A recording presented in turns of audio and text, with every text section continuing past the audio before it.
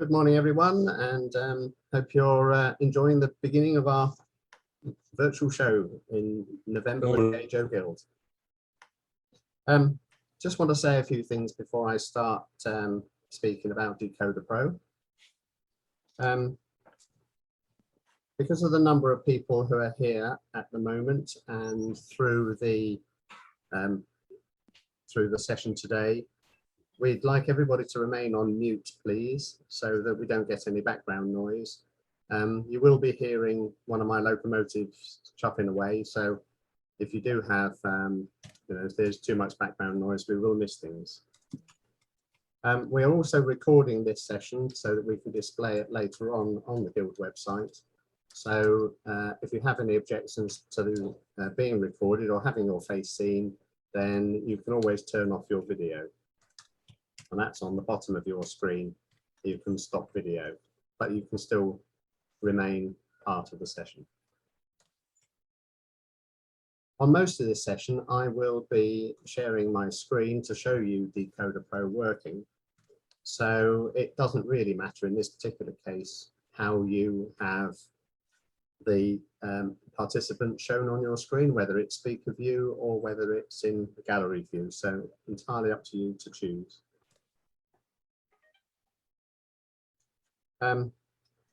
For questions, please ask questions as we go. I'm very happy to answer questions as we go along. The best way to do that is to use the chat facility. The chat button you will find on the bottom of your screen. If you move your mouse to the bottom of your screen, you'll find a chat button, and that pop-up will allow you to type your question in. By all means, send that question to everyone. Peter Reynolds, who's my co-host for this morning, who's waving at you, he will pass those questions on to me because I'll probably be too busy to notice. So, I'm James Aitkin. I'm Technical Chair at the Gage Guild, and Peter Reynolds, who's our video expert, he is co-host for today.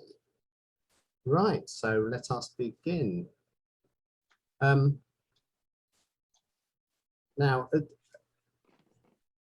as I can only see video from a few people, there is a feature on the bottom, there's reactions, where you can actually wave or raise your hand.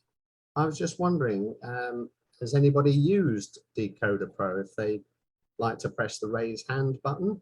Has anybody used it, or are you all unfamiliar with it? Tim Clark has, John Oakley has, Peter has. Okay, Ian. Okay, a few. Excellent. I'll aim this talk then for the majority, I think, who haven't used it. This is going to be an introduction. I'll show you some of the features of Decoder Pro and how I use it. I don't claim to be an expert. There's lots of features in Decoder Pro I haven't started using at all yet. So I'm going to share my screen now to show you what I've got set up at the moment. Okay. On the left-hand side, let's just minimize this for a moment. Okay. On the left-hand side of the screen, you should see a list of locomotives that I've got set up in my version of Decoder Pro. Running down the list here, we can see I have an M7, which is fitted with a lock sound decoder. I have an O2 class loco, fitted with a different lock sound. A Q class locomotive, which is fitted with a Zimo chip, and so on. So this is called the roster.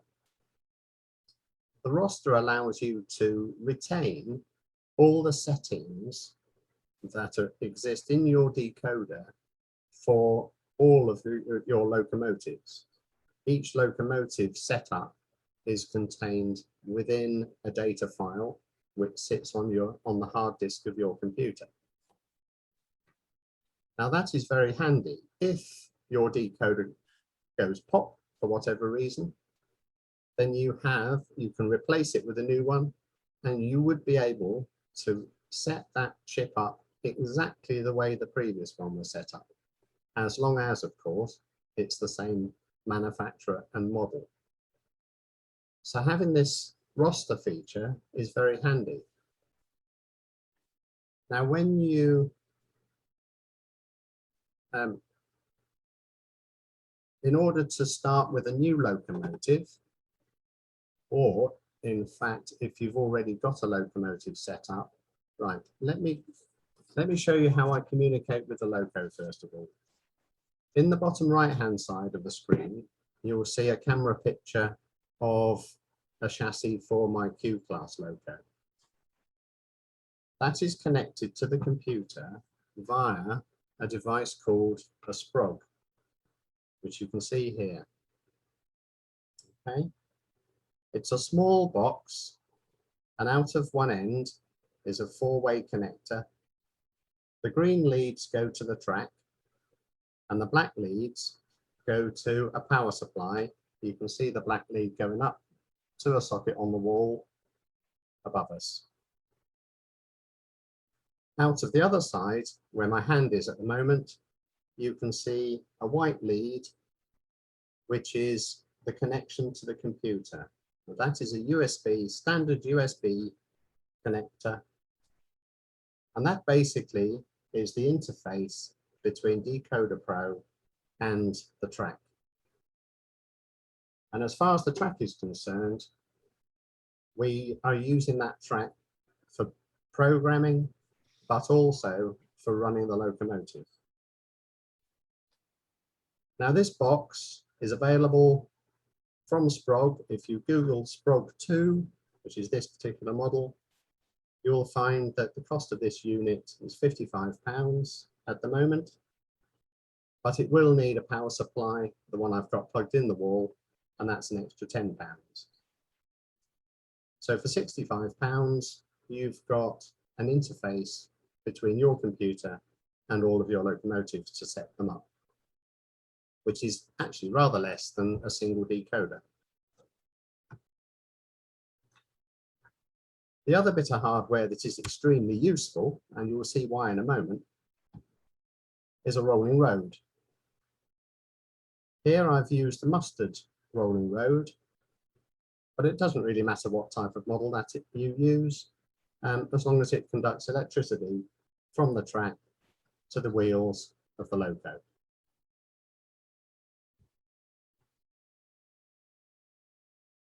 So starting off with DecoderPro, the first thing we want to do is to find out what is it actually in that particular chip.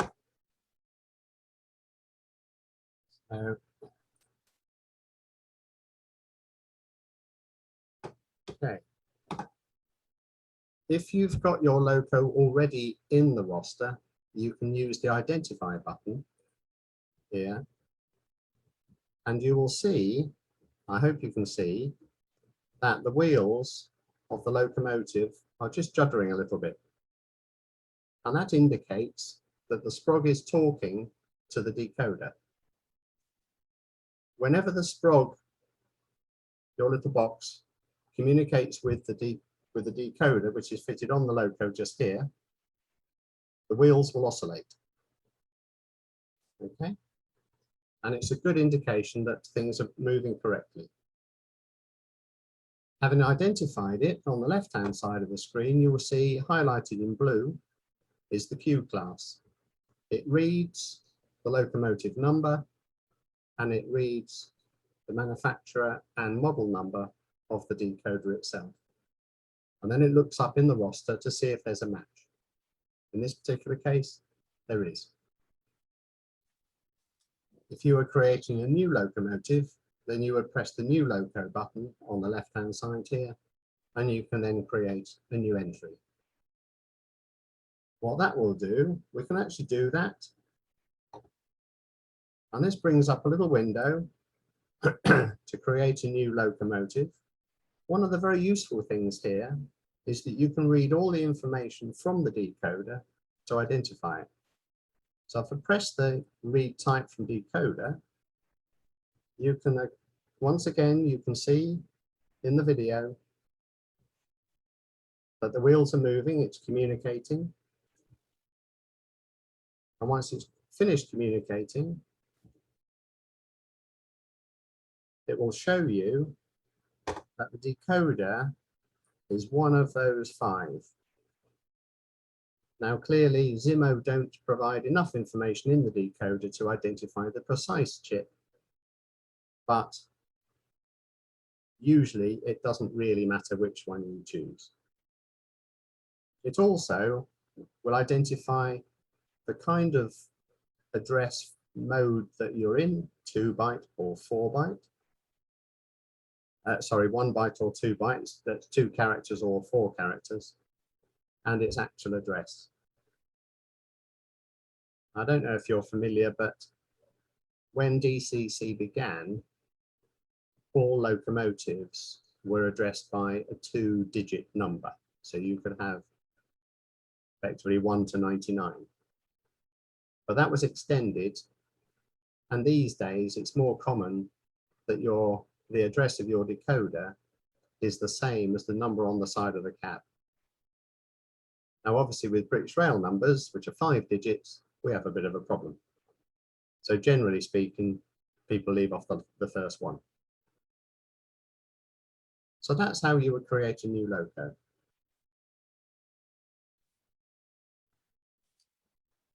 Changing the address of the locomotive is extremely simple.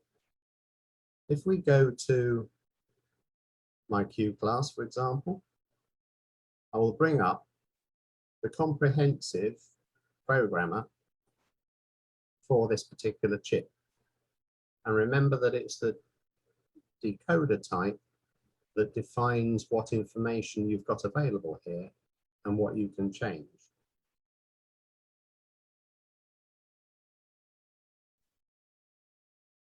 Initially, when you look at any particular tab, and here I'm looking at the basic tab, as you can see here, there's a vast number across the top here where I'm moving my mouse at the moment. There's a large number of options of tabs that take you to different aspects of the decoder. The basic one covers the address, and you'll see that everything is currently highlighted in yellow. The reason for that is that right now DecoderPro doesn't know if the data here matches what's actually in the chip. But using the buttons at the bottom, I can read all the information that belongs on that sheet. And as I do, all the options turn white.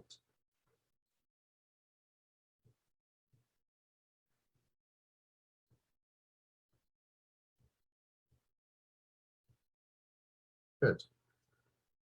If I want to change address of that locomotive from 535, say, to 536, I can just type in the new address in the box here. And then I use one of the buttons on the bottom to write the changes on the sheet to the decoder. I can write the entire sheet if I wish, or I can just write any changes. So let's just do the changes. It's highlighted those in red. Job is done.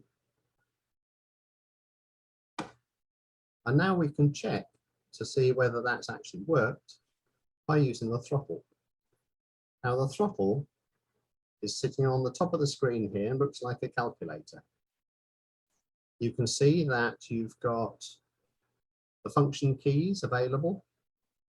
You have a power button, and you have the ability to change the speed of the loco. So let's just try that. Firstly, we are going to turn the power on. We're also then going to change the address because 535 is no longer the number of my loco. So I'll dispatch that, change that now to 536, set that. So that is now the number of the loco I'm talking to. And we should find, if I change the speed, my loco starts moving.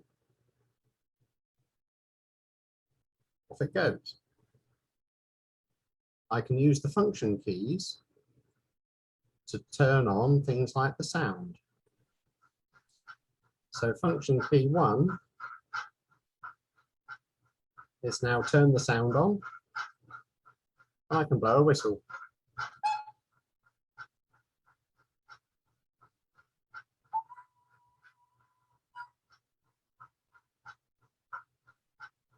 Hope you can all hear that.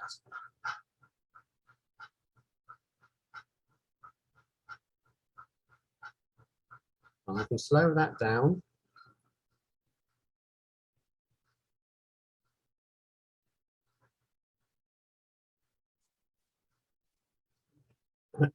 Right. So we've now used the throttle. So at the same time, on the screen, I'll just turn the sound off for a moment. So at the same time on the screen, I am controlling the locomotive using the throttle, the calculator-like display, and I am also able to change the settings on the left-hand side window. It's very, very easy, therefore, to be able to make changes on here, see the effect of them straight away, and then iterate between the two until you've got the locomotive set up just the way you like it. One of the key things that I do when I first set up a loco is to change the acceleration and deceleration. Now these values in yellow on the screen at the moment are the correct ones. They are the ones that I've got in there. So let's have a look to see what happens if I change deceleration. At the moment that's set to 50.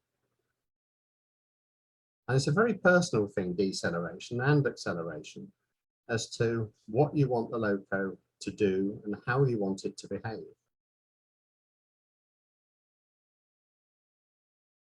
So if we change that number, let's write that change. There we are. So now the deceleration rate has gone up to 100. Let's see what effect that has. We'll drive the loco forward.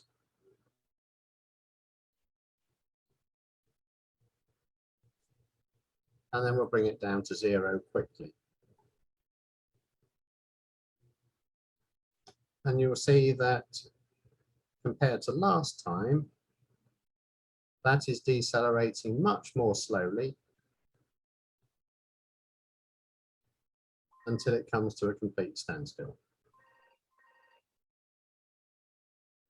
Now, I don't know about you, but I rather like to have some deceleration, but not to have the loco traveling the entire length of the platform before it stops. So for me, I'd like to have that as a smaller number. So let's change that to a much smaller number, say 20. And you really need to fiddle with these numbers until you find one that works for you. And it depends on the decoder manufacturer as well. Get me pen. So let's change that number to 20. How many do you want? We turn the power back on. Back to 4. There is one thing you'll note is that when you go to the programming screen, it turns off the power to the throttle automatically. In DCC, you're either in programming mode on the track or you're in track mode. You cannot be in both at the same time. So let's increase the speed again.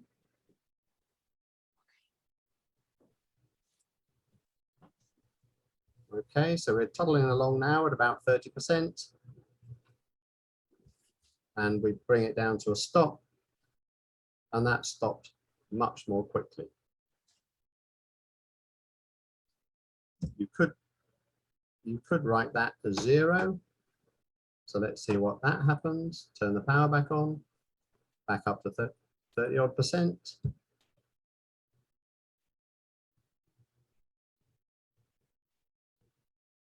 Bring it down to 0. no deceleration whatsoever. It just stopped dead. So there you are. It's a number you have to just experiment with. When you find the one you like, brilliant. So let's reset that to 50 where I started. Accelerate the loco. Whoop, turn the power on.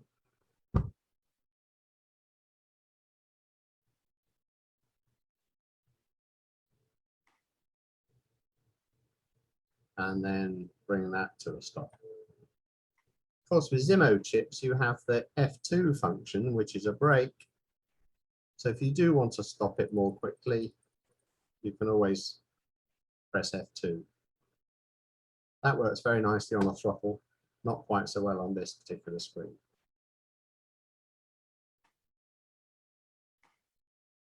Okay, so that's one of the first things that I do when I'm setting up one of the decoders.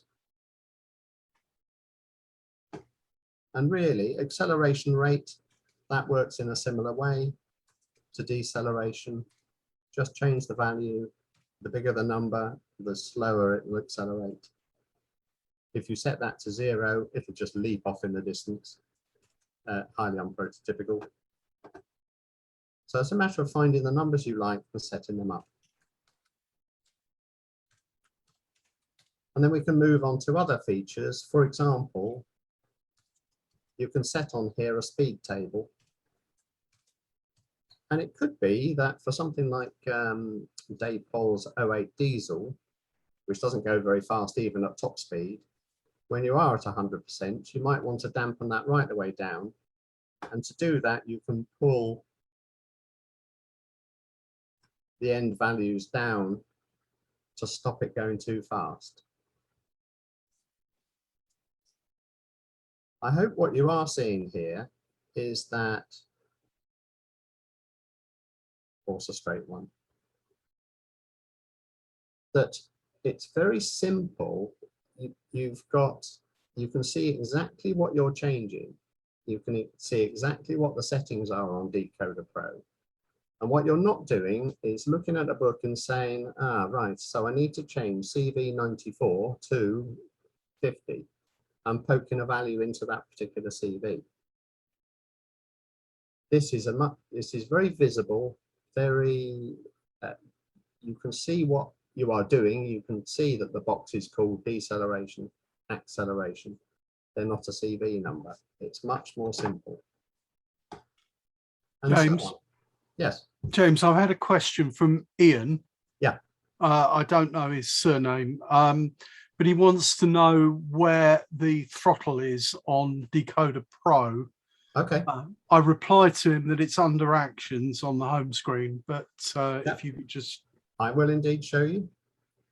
If you go back to the roster screen, on here we have a menu. Now, Ian, can you tell us if you're running on a Windows PC or a Mac, please? Or would you want to run it on a Windows PC or a Mac? But on a Windows PC, we have a menu across the top here. It says Windows. Yeah, good. You will see this menu then on Windows, Ian, and it's under actions and it's new throttle. So bringing up the program screen here, that is actually done through actions program. And you do have some other options, which I must confess I've never tried. So new throttle, that's the one that brings up a throttle. And you can have multiple throttles if you wish. Why you'd want to do that? I don't know, but you might. Hope that answers the question. Okay. The reason why I asked whether it's running on a Mac or Windows is one of my friends uses a Mac and he can't see that menu. You have to click on the, I think you have to click on the icon of the window and then you see the menu. Not very obvious.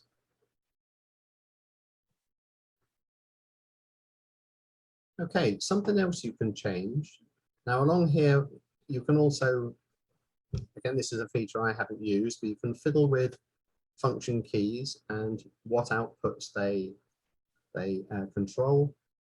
Because most of my locos are steam, I don't use lights, but I'm sure we could. There are light settings on here. You've got sound settings as well. And there's an awful lot of those. We'll move on to some of these settings later. Sound levels are something I wanted to show you, and that's on a separate tab on Zimo. And that's here. So if we read, we just want to read a few values. There you go. So once again, I'm reading the sheet. The motor is moving. You can see the sort of oscillation of the wheels as it reads all those values. Okay, I'll only read some of them. On Zimo, you can set individual volumes for certain function keys, but you can also, by default, just use the overall volume. You'll see at the moment I've set that quite high. So if we go back to the loco and run it and turn the sound on,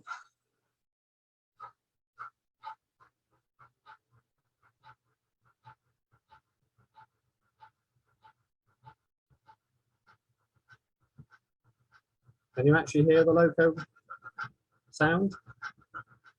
Just about, me. Okay.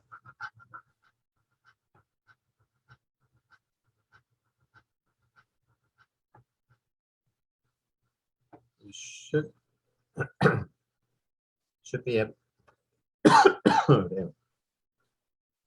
So here with the little bars, we can move the bar to a different value. So if I bring the sound level down, once again, we can write a change to that. That's now set at a lower level. And if I put the engine on 50% and press F1 for sound,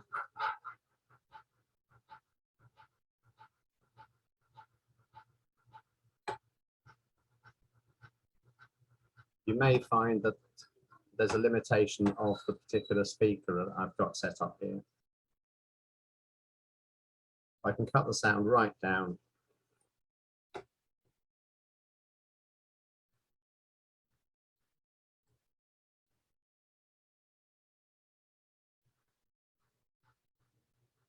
Okay, that is now so quiet, even I'm having a struggle listening, hearing it. So you definitely won't hear that now.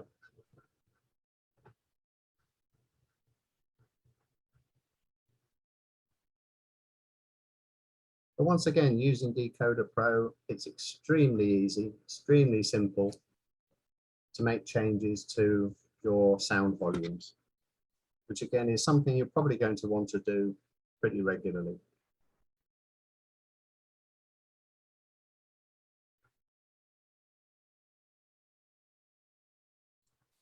Okay, I'm just looking at my crib sheet at the moment. Do we have any questions? As I think it's a suitable time to ask about questions and what you think so far of Decoder Pro.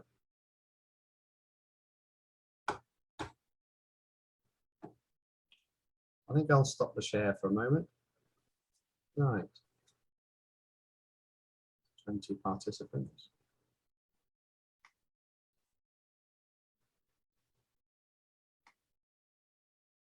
No questions so far? Right.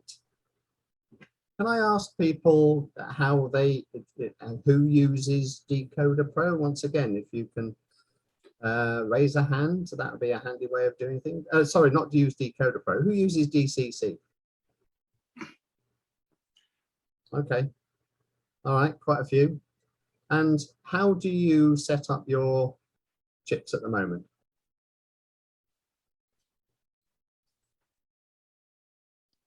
Decoder Pro. I use Decoder Pro. Right. And how far have you gone with it, Simon? Not very far. I've started to fiddle about with changing the speed variations and things like that, but I'm very nervous of doing something I can't undo. I've had very frustrating days where everything stops. Really? Yeah, that was me fiddling about with it. Okay. One of the handy things is that what I would recommend you do is when you first connect to a new locomotive, you've got a rolling road, I presume? Yes. Right. Make sure your wheels are nice and clean. Always an issue. Get the locomotive with its chip onto the rolling road, load up DecoderPro, identify that loco, and then read everything. So there's a button at the bottom where you can read all sheets. Yeah, it's massive. It is massive. It takes hours, as I'm sure you know. Well, I've actually tried printing that out till I ran out of ink. Good Lord. That's brilliant. If you do read all sheets, and the reason why I say make sure your wheels are clean is because you need constant communications between the rolling road and the program for 2 to 3 hours, but it will read every single TV setting that you have in the decoder. Yeah. What you then do, save that roster setting, and then you've got something you can go back to.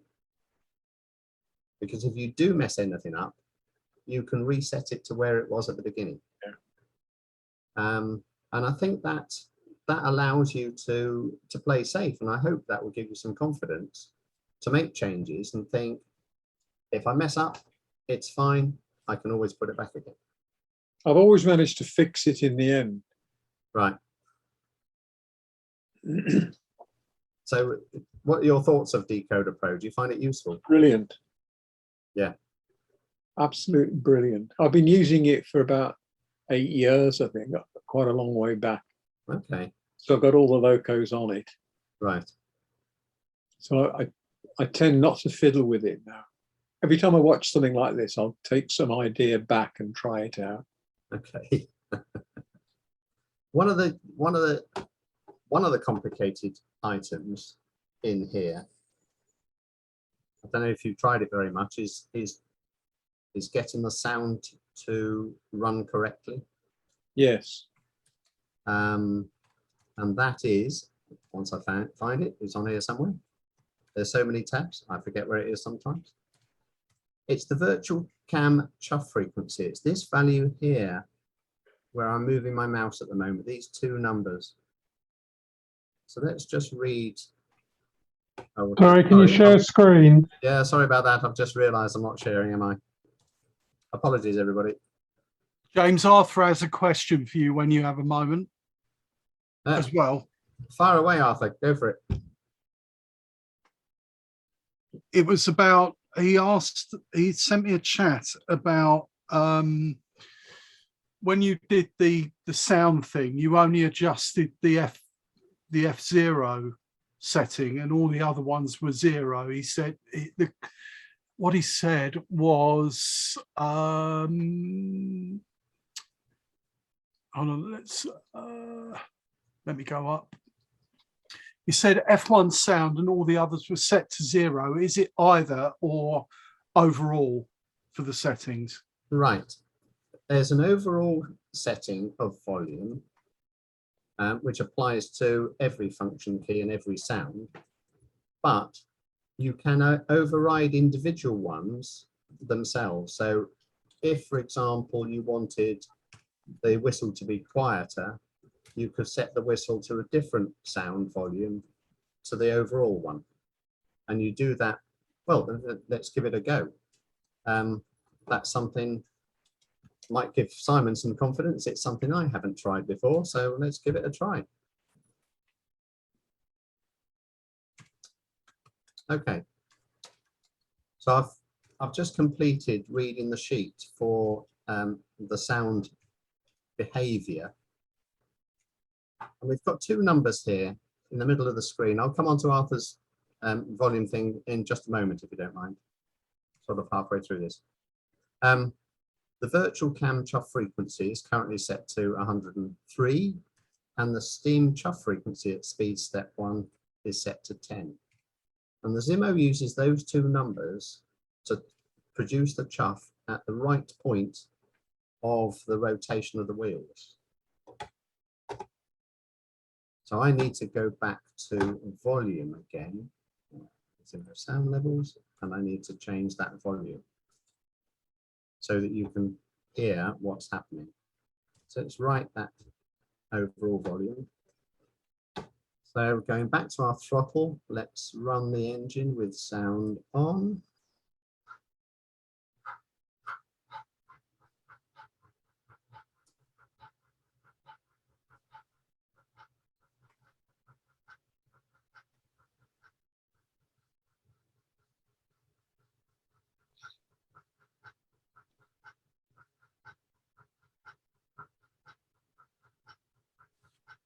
Right, the chuff is actually running at a reasonable rate.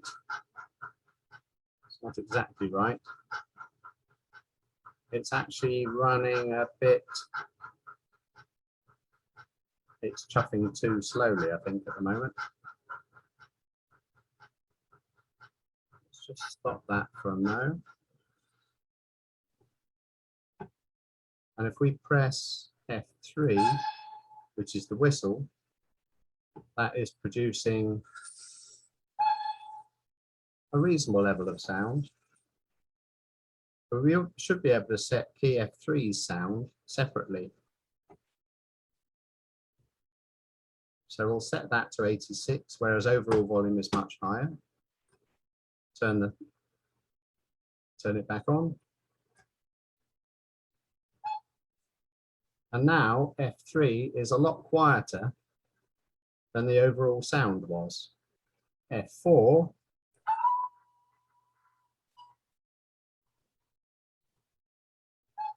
is now quite a different sound level compared to F3. So changing volume on key F3 back to 0 basically tells the chip to use the overall sound instead.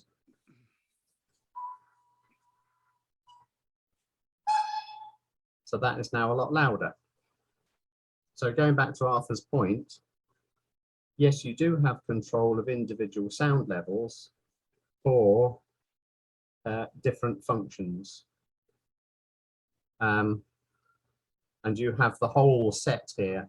We have got, on this particular chip, not only on the left-hand side here, we've got volumes on all the keys, F0 through to F28, but also automatic sound levels of things like your boiling sound, your change of direction, brake squeal, etc. Starting whistle, drain valves, and these are all sounds that the engine produces sometimes at random and sometimes when other things happen. Each one can be adjusted by just changing the value. So the boiling sound could be adjusted to a quieter level. So we'll write that change, turn the power back on. When you turn the power back on, you also have to toggle the F1 key to turn the sound in place. Yep, that's certainly gone a lot quieter. The boiling sound, much quieter now. I've got a question, James, here from someone called Rico. He said, can you change the sound function numbers on the chip so that all locomotives have the same functions attached to the same F numbers? For some locomotives, most of my locomotives have different functions attached. So F3 might be a whistle on Loco 1, whereas it might be F6 on another locomotive. I keep referring to the sound sheets provided with each model. Yes. I'm sure you can. I will need to look up how to do that. So if you could leave your details, I'll be very happy to look up exactly how you do that change and let you know. To be perfectly honest, I've never done it.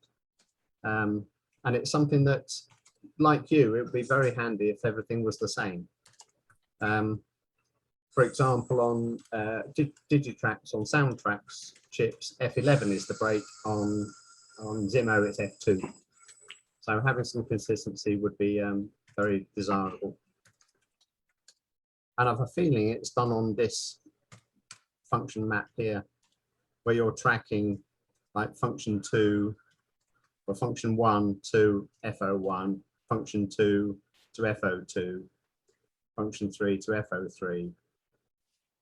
And you can see there's a one-to-one relationship between the function keys and output wire or operation. So I think that's where you change the mapping. But like I say, I've never tried it, so it's something I could give it a try, because I can always put it back. Let's give it a try. So we want function 4 to do the function 3, and not that one. And the function 3 to do function 4. And you may recall there were different whistles. Function 4 was a longer whistle. Let's do it. Okay. Turn the power on. Yep, that worked. So there you go. And function 4. That's interesting. What have I done? Okay.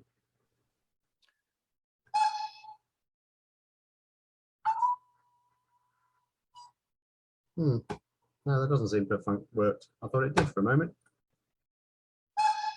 Function 3 was okay. Let's try changing that back. Did you write the change? I did write the change, yes. John Oakley's written a comment saying, try the tab Zemo input mapping. Oh, that one.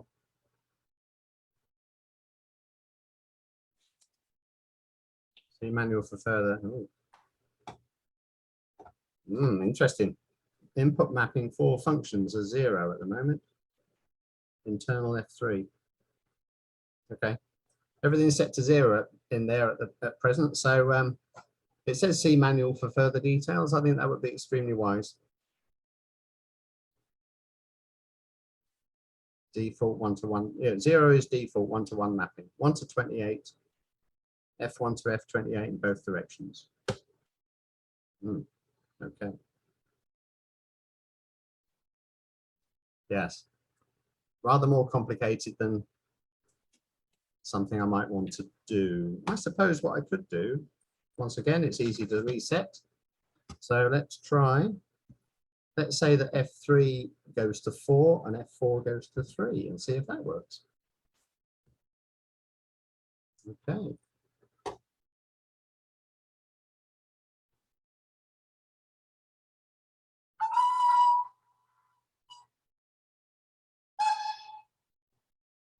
You're absolutely right. That's exactly where to do it. I love this. Live testing. So, yes, it is the answer. You can change the mapping from the default through and force it down another route. So you can say that F3 actually produces function 4. Seems to work okay. F3 is now a long whistle. F4 a short whistle. And if I put them back, oops, put them both back to 0, turn the power back on.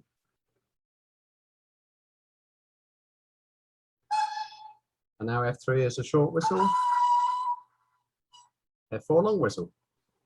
Beautiful. Job done.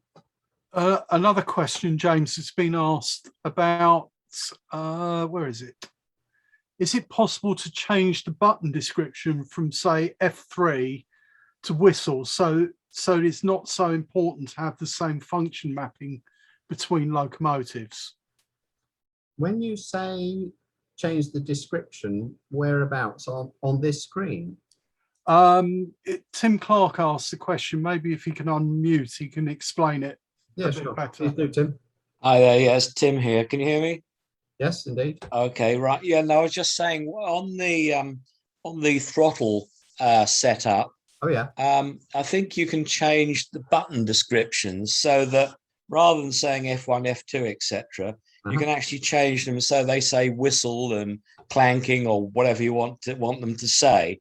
Okay. So it makes it less important to have all the mapping the same between locos. I can't quite remember how I did it now, but I think it's in the throttle setup somewhere. Okay, that's very interesting. Throttle title, roster ID. One presumes it would be under here, throttle's preferences. No, that doesn't seem to be the case. See, what I'm using with the way I use it is I use actually I'm using the Merg system, and then I also use engine driver on a mobile phone to control the locos. Okay. And so by changing the say the description in the throttle setup, when you use your mobile phone, it comes up with just the names of the different functions rather than the F numbers. That's very useful. So do those settings do they change depending on which engine you're connected to? Yes, so that when you change to a different loco, it obviously goes in, reads the roster, I guess, and it's been stored in there. And so it's just correct for whichever loco you're using. Well, that is extremely useful. Yeah, I wonder where that is.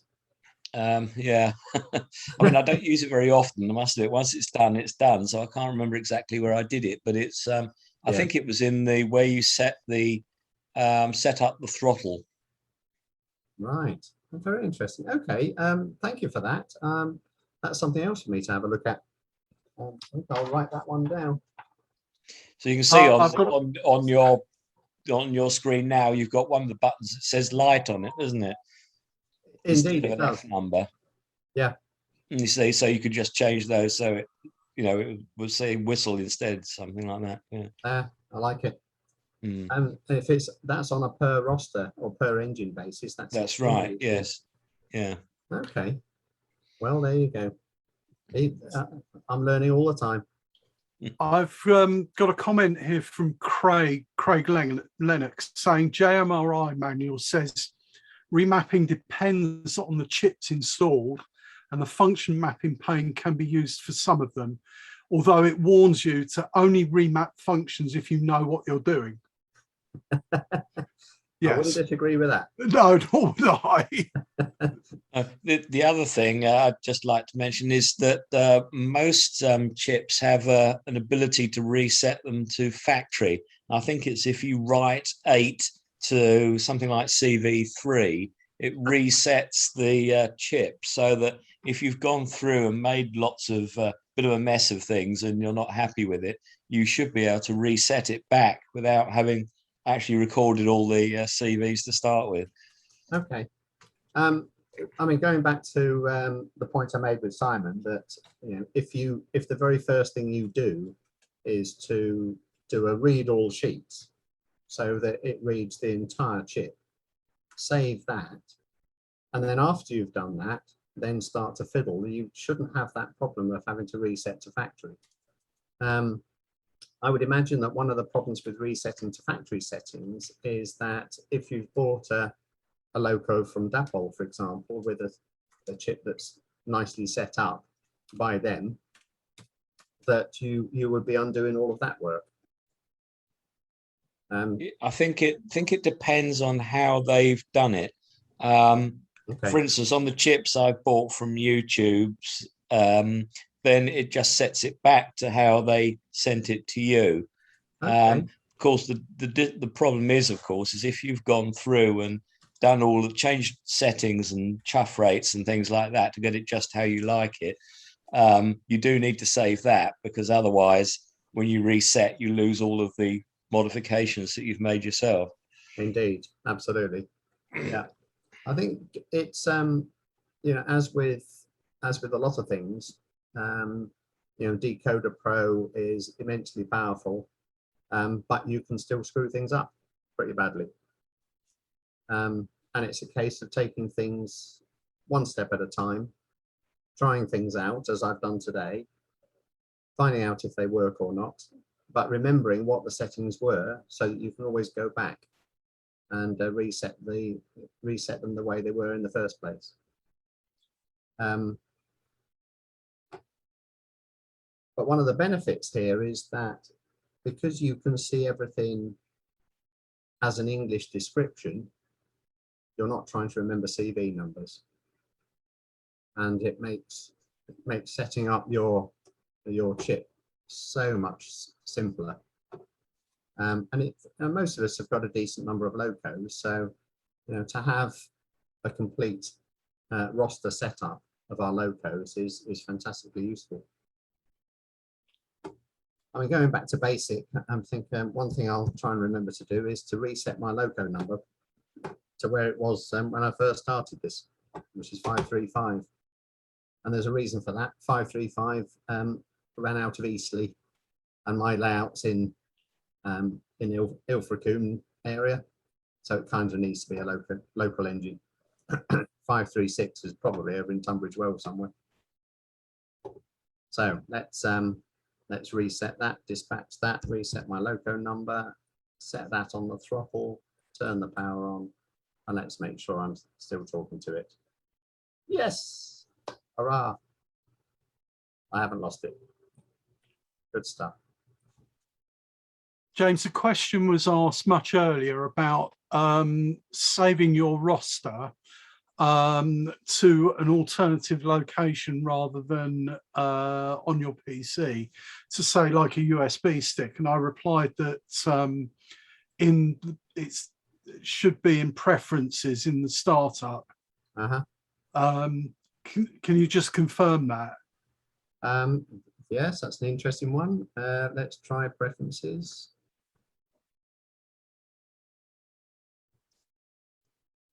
Yes, you're absolutely right. Preferences comes up with a series of options on the left-hand side down here. File locations, the locations of where you want to put your files that you save is displayed here.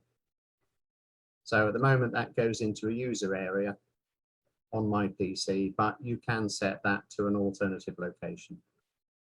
Personally, I wouldn't suggest setting them to a USB stick, only because you know, you're going to have to make sure the USB stick is always there. Well, if you know where they are, you can always copy them over as one-off. Absolutely, yeah, that's right. And if we look at that particular location, let's go find it. So we've got C, users, James, it's JMI, there it is, JMI Railroad, and I've got my roster is in there.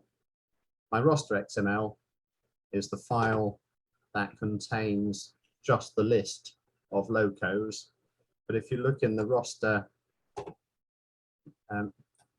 directory, you'll find here all of the individual locos that I've got. So my Great Western 4575, that file contains everything from that locomotive, all the settings for that particular loco.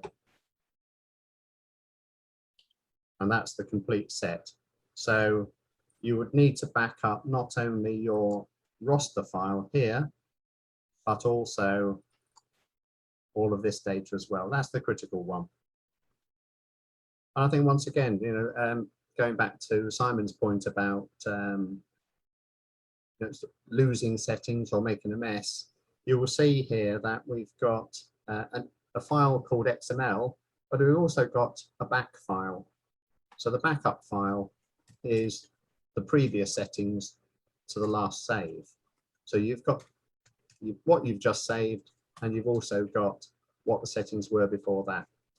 So you've got the ability to go back if you wish and reset those settings. Okay, so that's preferences. Ah, no, that isn't it. I was wondering whether the throttle settings were in here. Tim, who suggested changing the names. It may be in this part. I'll investigate that. That's an interesting one. Okay, we're getting near to the end of our session. We have another 5 minutes. So any further questions? Keith Pickering's got his hand up. I don't know if he wants to ask a question. Keith, do you want to ask a question? Do you want to unmute yourself, Keith?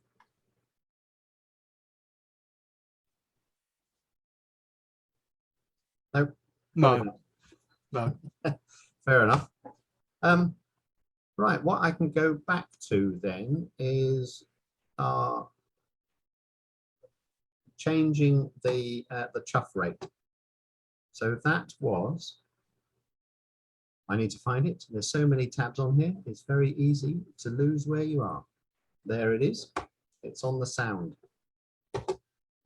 one. Let's close that window. Let's go back to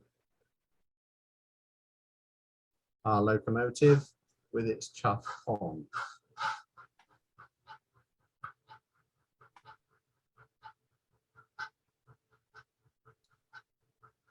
That isn't quite right.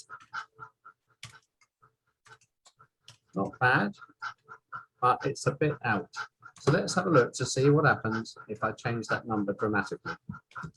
I'll change that from 103 to 70, turn the power back on.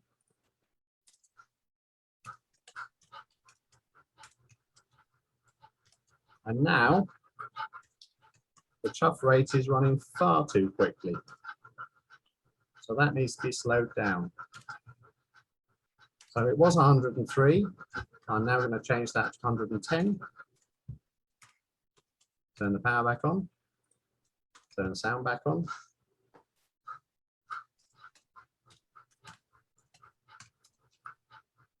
No, still not right. It really is a matter of just fiddling with this number until you end up with something that works. Let's slow that down.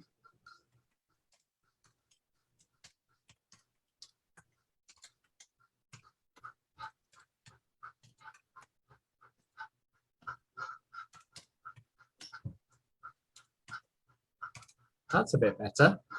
That's now chuffing more or less in the same place.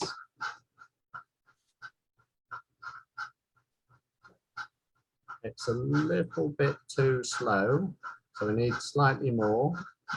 I'll change that to 95. Turn the power on. Turn the sound back on.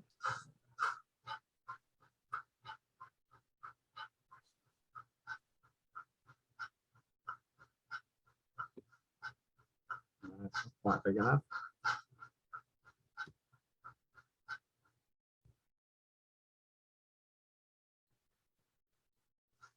It's just a matter of iterating around that number to get a number that eventually works. Quite a slow process, really.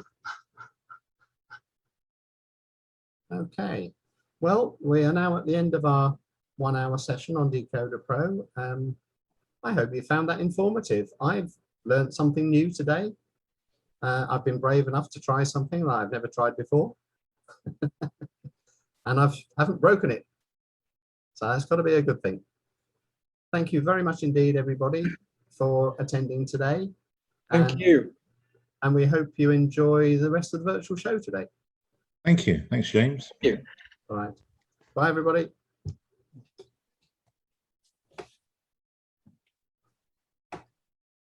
Right. Ah, that's very good. Okay, I'm going to end the session now for all. So goodbye and enjoy the rest of the day.